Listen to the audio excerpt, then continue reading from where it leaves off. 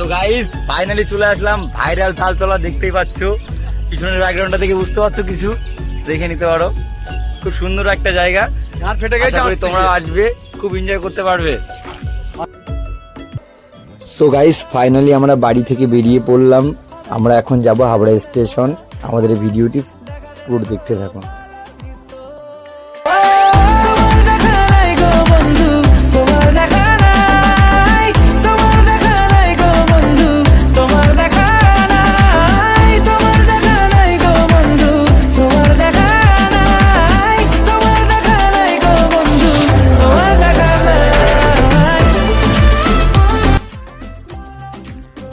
চলে আসলাম আমরা হাবড়া স্টেশন, এখান থেকে আমরা ট্রেন ধরবো, বনগা লোকাল ধরবো।